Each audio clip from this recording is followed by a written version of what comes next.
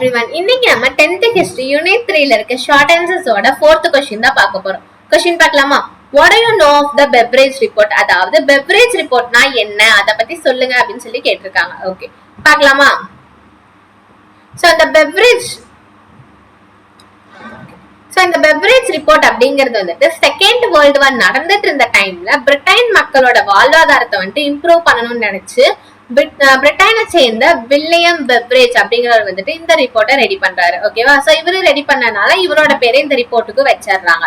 Okay. So இந்த report பாத்தீங்கன்னா 1942ல யூகேல வந்துட்டு பப்ளிஷ் பண்ணாங்க. ஓகேவா? இந்த ரிப்போர்ட்ல மெயினா என்ன இருந்துச்சு அப்படின்னு பாத்தீங்கன்னா பிரிட்டனோட education, income, health care, housing, employment, so இந்த மாதிரி பேசிக் ஃபெசிலிட்டிஸ்லாம் இருக்கும் பாத்தீங்களா, பேசிக் ஃபெசிலிட்டிஸ். ஓகேவா?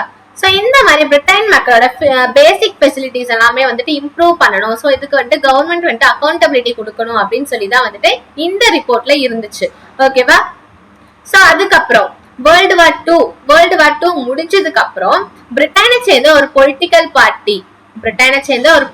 பார்ட்டி லேபர் பார்ட்டி அப்படிங்கிறவங்க வந்துட்டு இந்த ரிப்போர்ட்டை வந்துட்டு ஃபாலோ பண்ணி ஒரு பாலிசி மூலமா இதை வந்துட்டு இம்ப்ளிமெண்ட் பண்றாங்க. ஓகேவா?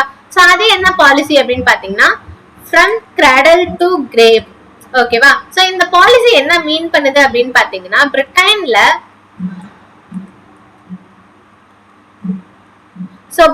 பிறக்கிற ஒவ்வொருத்தருக்குமே வந்துட்டு பிறந்ததுல இருந்து அவங்க இறக்குற வரைக்கும் அவங்களுக்கான வெல்ஃபேர் எல்லாமே வந்துட்டு கவர்மெண்ட் வந்துட்டு ப்ரொவைட் பண்ணணும் அப்படின்னு சொல்லிதான் வந்துட்டு இந்த பாலிசி.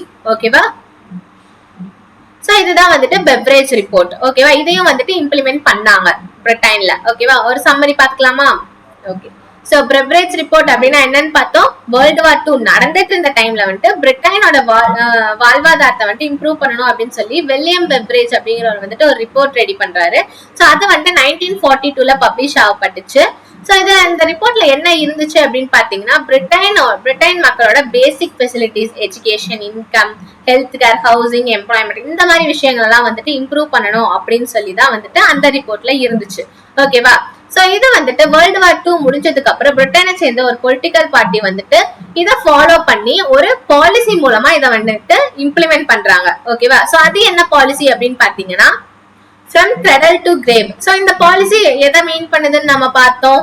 சோ பிரிட்டன்ல பிறக்கிற ஒவ்வொரு மனுஷங்களுக்கும் வந்துட்டு பிறந்ததுல இருந்து இறக்குற வரைக்கும் கவர்மெண்ட் வந்துட்டு அவங்களுக்கு வெல்ஃபேர் ப்ரொவைட் பண்ணணும் அப்படின்னு சொல்லிதான் வந்துட்டு இந்த பாலிசி மீன் பண்ணுது. ஓகேவா?